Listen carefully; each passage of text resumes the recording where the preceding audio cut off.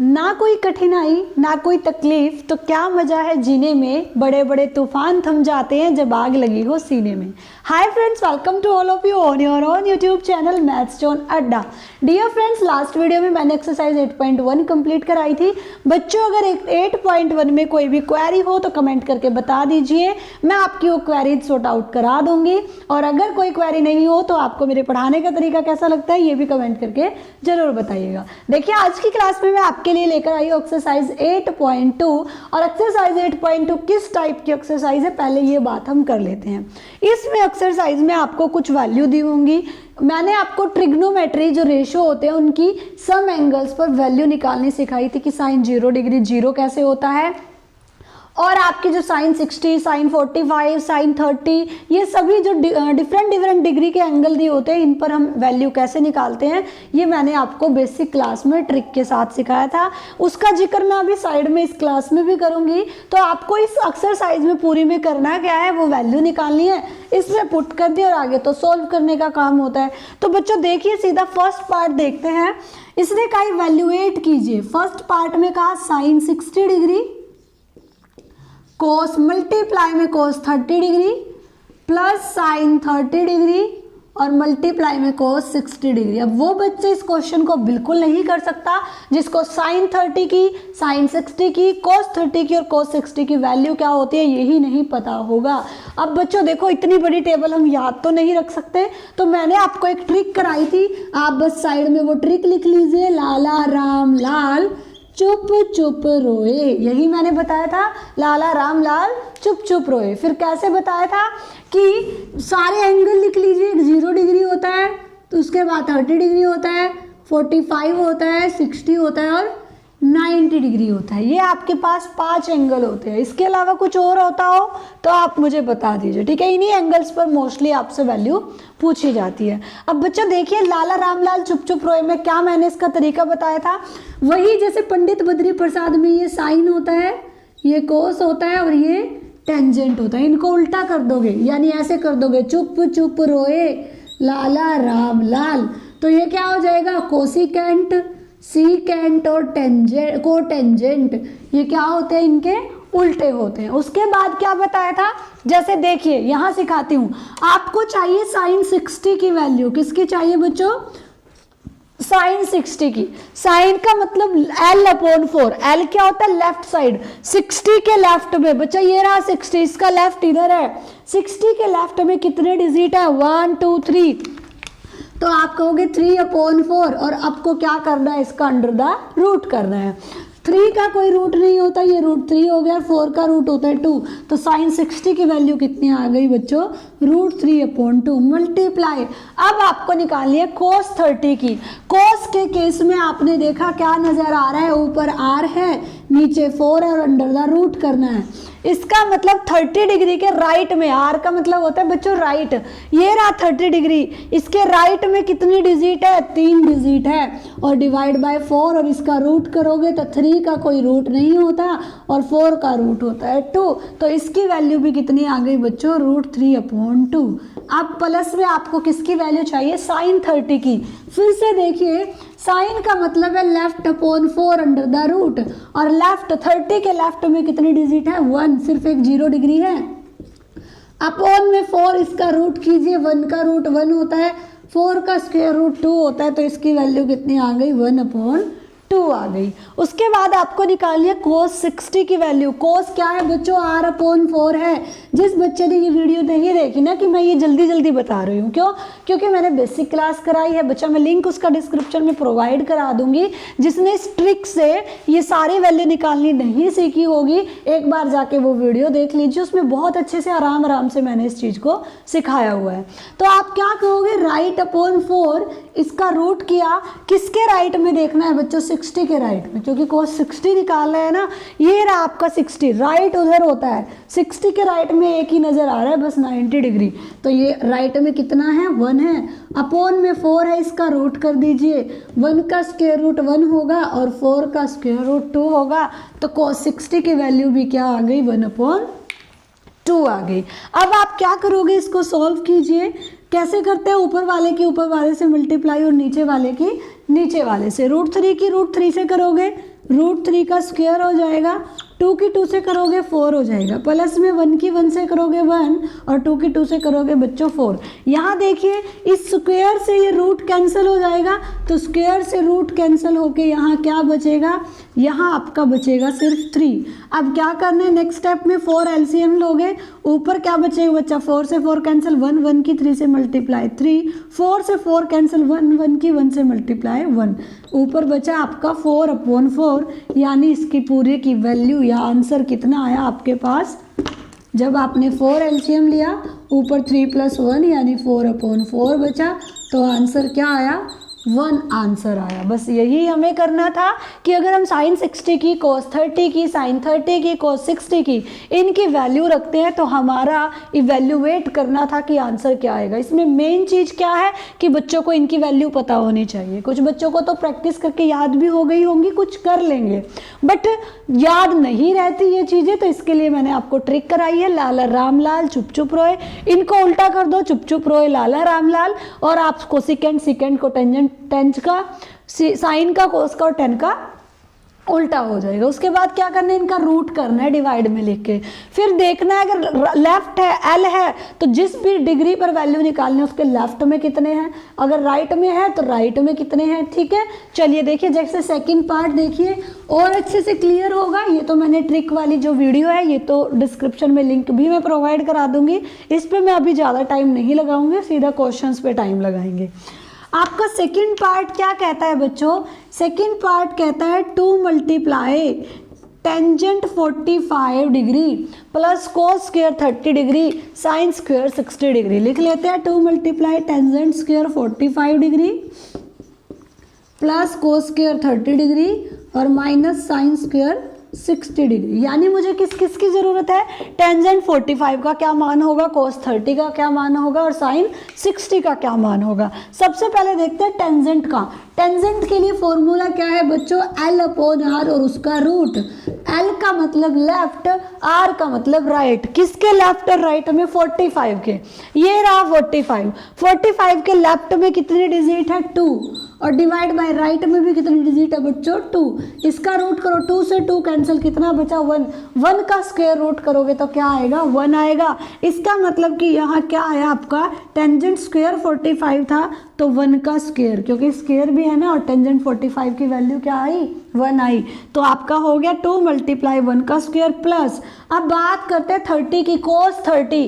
कोस का फॉर्मूला क्या बनकर आता है, R/4, और इसका स्क्वायर रूट किसके निकालनी है बच्चों, 30 की। ये रहा 30 के राइट में, 30 के राइट में 1 2 3 कितने डिजिट हैं, 3, तो आपने लिखा 3/4।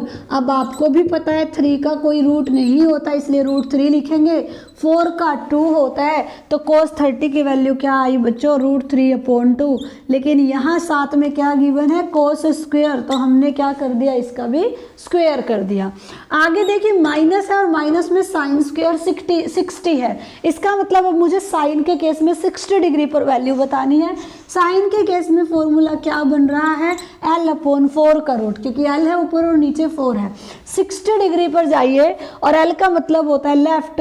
60 के लेफ्ट में कितनी डिजिट नजर आ रही है, 1 2 3, तो आप लिखोगे यहाँ भी 3/4 और रूट करोगे तो ऊपर हो जाएगा √3 और नीचे क्या हो जाएगा बच्चों, 4 का रूट 2 होता है। तो इसकी वैल्यू भी क्या आ गई, √3/2, और यहाँ भी हम क्या करेंगे, स्क्वायर। क्यों किया, क्योंकि साइन स्क्वायर 60 दी है। ठीक है, अब बस इनको सॉल्व करना है।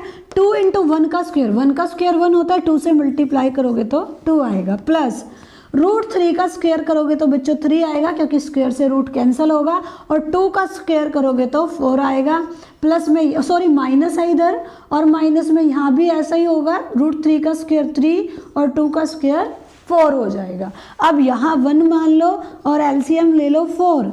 जब आप 4 एलसीएम लोगे ना तो 1 4 जा 4 और उस 4 की 2 से मल्टीप्लाई करोगे 8 आएगा। एलसीएम लेना सबको आता होगा। यहाँ ऊपर बचेगा 3 और यहाँ बचेगा -3। +3 से -3 तो ऐसे ही खत्म हो रहा है, क्योंकि +3 में -3 ऐड करोगे 0 हो जाएगा। कितना बचा आपके पास, 8/4। इससे इसको डिवाइड करो, 4 2 8, आपके पास आंसर क्या आया, 2 आया। इसका मतलब जब हमने इसकी वैल्यू को इवैल्यूएट करा तो हमारे पास क्या आंसर आया, 2 आंसर आया। बच्चों आपको समझ आ गया होगा कि कैसे हम इवैल्यूएट कर रहे हैं, जितनी डिग्री पर वैल्यू निकालनी है उनकी वैल्यू रखो, आगे तो सॉल्व करने का काम होता है। सॉल्व करना तो आपको अब तक आ चुका होगा। और देखो बच्चों ये ट्रिक कैसे लगाई है, आई होप आपको इसी क्वेश्चन में समझ आ गया होगा, बट अगर नहीं आया तो लिंक डिस्क्रिप्शन में है, जाकर देख लीजिए, मैंने पूरी की पूरी टेबल ट्रिक से निकलवाई हुई है। ठीक है, चलिए नेक्स्ट पार्ट देखते हैं कि पार्ट थर्ड क्या क्या। देखो बच्चों थर्ड पार्ट में क्या है, cos 45 degree upon secant 30 degree plus cosecant 30 degree. आपको इनकी वैल्यू इवेल्युएट करनी है। सबसे पहले तो ये पता होना चाहिए cos 45 का मान क्या होता है, सीकेंट 30 का क्या होता है, कोसिकेंट 30 का क्या होता है, तभी तो आगे कर पाएंगे ना। तो सबसे पहले हम निकाल लेते हैं cos 45 का। बच्चा cos के केस में क्या आएगा, r/4 और अंडर द रूट। 45 के राइट में ये रहा 45, इसके राइट में 2 डिजिट है, अपॉन में 4 और अंडर द रूट। 2 1 जा 2, 2 2 जा 4, कितना आया आपके पास 1/√2। cos 45 की वैल्यू क्या आई बच्चों, 1/√2। कैसे आया, 2 डिजिट थी ना 45 के साइड में, राइट साइड में r/4 था, तो 2 से 4 को डिवाइड किया 1/2। 1 का स्क्वायर रूट 1 होता है, 2 का स्क्वायर रूट नहीं होता, तो वो √2 ही रहा। आपके पास ऊपर आ गया 1/√2। अपॉन में अब आपको क्या चाहिए, सीकेंट 30। बच्चा सीकेंट किसका उल्टा होता है, कोस का, तो कोस क्या है r/4, इसका मतलब सीकेंट क्या हो जाएगा 4/r। 4 किसके राइट में देखना है, 30 डिग्री के राइट में, ये रहा 30 डिग्री, इसका राइट उधर है। 30 डिग्री के राइट में कितनी डिजिट है, 3 डिजिट है।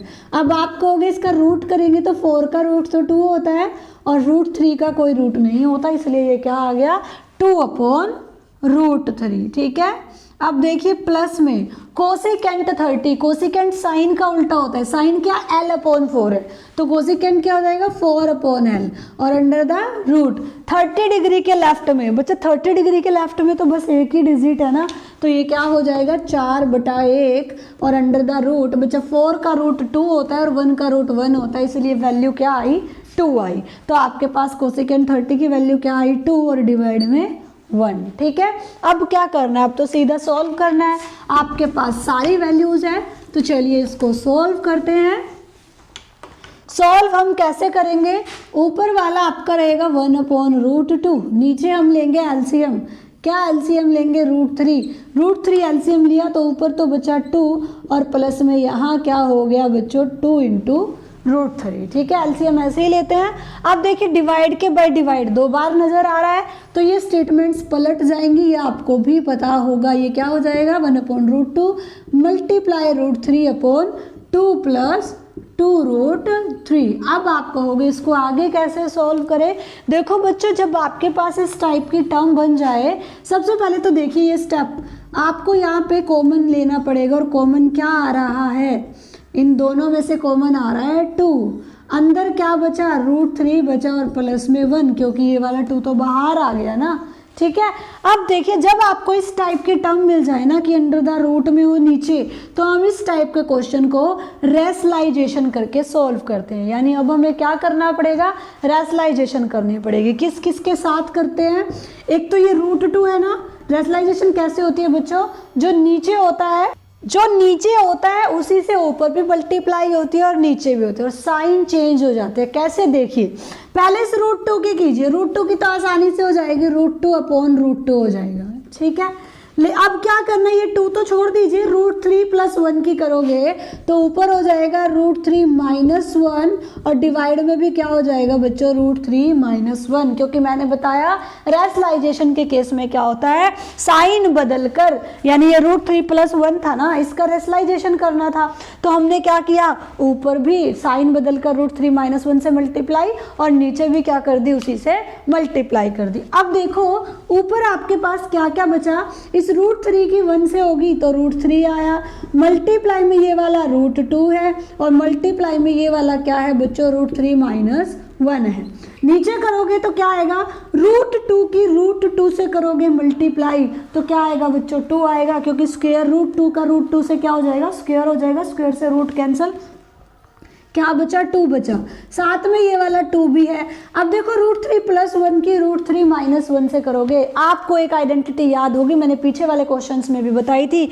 यहाँ देखो ये भी √3, ये भी √3, यहाँ +1, यहाँ -1, a + b, a - b की फॉर्म बन रही है। अगर ऐसी फॉर्म बन जाए तो हम क्या कहेंगे, a का स्क्वायर - b का स्क्वायर। यानी सबसे पहले नीचे ही देखते हैं, नीचे हमारे पास क्या क्या बना। ऊपर आया √3 × √2 × √3 - 1, और नीचे आपके पास क्या आया बच्चों, ये 2 2 = 4 हो गया।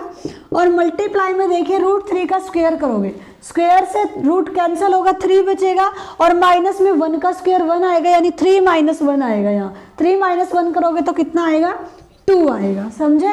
अब ऊपर की तरफ चलते हैं। यहाँ तो देखो 4 2 जा करोगे तो नीचे तो हो गया आपका 8। अब ऊपर देखते हैं ऊपर कैसे करेंगे। ऊपर देखो आप, अगर मैं इस √3 के यहाँ अंदर मल्टीप्लाई करूँ, ठीक है, अंदर करनी है, इस √2 को थोड़ी देर के लिए भूल जाइए, √3 की √3 से करोगे तो कितना आएगा बच्चों, 3 आएगा। क्यों आया, क्योंकि √3 की √3 से की, √3 का स्क्वायर हुआ, स्क्वायर से रूट कैंसिल हुआ, 3 बचा।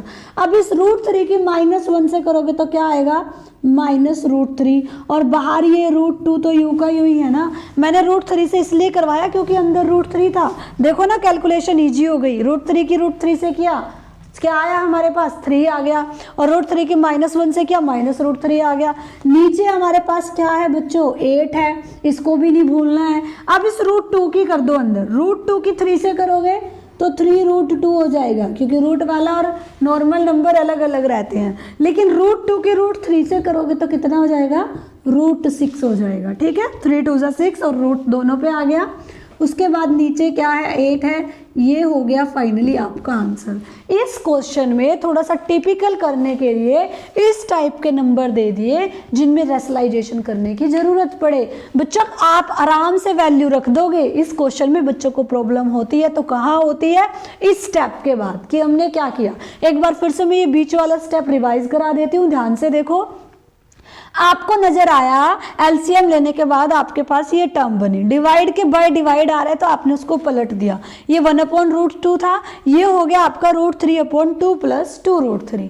उसके बाद आपने यहाँ से 2 कॉमन लिया तो क्या आया, √3 + 1 अंदर आया, बाकी चीजें यूं की हुई थी। अब रेशनलाइजेशन करना होता है जब नीचे रूट में आता, ताकि आसान हो जाए। 2 चीजें रूट में नजर आई आपको, एक तो √2 नजर आया, एक √3 + 1 आया। पहले इस √2 का रेशनलाइजेशन कर दिया मैंने, यानी इसी से मल्टीप्लाई ऊपर, इसी से डिवाइड। जब साइन आ जाता है ना साथ में कुछ, तो साइन चेंज हो जाते हैं। कैसे, √3 + 1 का रेशनलाइजेशन किया तो √3 - 1 से ऊपर मल्टीप्लाई, और नीचे भी √3 - 1 से ही मल्टीप्लाई कर दी, ठीक है। अब आपने क्या किया, ऊपर वालों को मल्टीप्लीकेशन में रख दिया और नीचे वालों की मल्टीप्लाई कर दी। जब इस √2 की इस √2 से की तो खाली 2 हो गया, और उस 2 की इस 2 से की तो 4 आ गया। यहाँ देखा सेम टर्म बन रही है, a + b, a - b। Formula होता है a² - b², एक आइडेंटिटी होती है, मैं पीछे भी बता चुकी हूँ। आपने वो लगाई तो √3 का होल स्क्वायर - 1 का स्क्वायर हो गया। √3 का स्क्वायर किया, स्क्वायर से रूट कैंसिल हुआ, 3 - 1 बचा, जिसकी वैल्यू क्या आई, 2 आई। 2 2 = 4 था और एक और 2 आ गया तो 8 हो गया, नीचे तो बन गया 8। ऊपर वालों में क्या किया, जो √3 था ना, इसकी √3 - 1 से मल्टीप्लाई कर दी, पहले ये आया, फिर √2 से कर दी, तो आपके पास फाइनली ये आंसर आया। आई होप बच्चों की आपको अच्छे से तीनों पार्ट समझ आए होंगे, आपको अच्छे से वैल्यूज निकालनी आ गई होगी, आपको झिक करने की, यानी कि याद करने की, रट्टा लगाने की जरूरत नहीं पड़ेगी अगर आपको ये ट्रिक अच्छे से समझ आ जाएगी। अगर आपने वो वीडियो नहीं देखी है, मैं फिर से स्पेशली बोलती हूँ, लिंक डिस्क्रिप्शन में है, नीचे जाइए, पहले जाकर ये वीडियो देख लीजिए कि कैसे हम ये वैल्यू निकालते हैं, तो आप ये जल्दी जल्दी क्वेश्चंस कर पाओगे।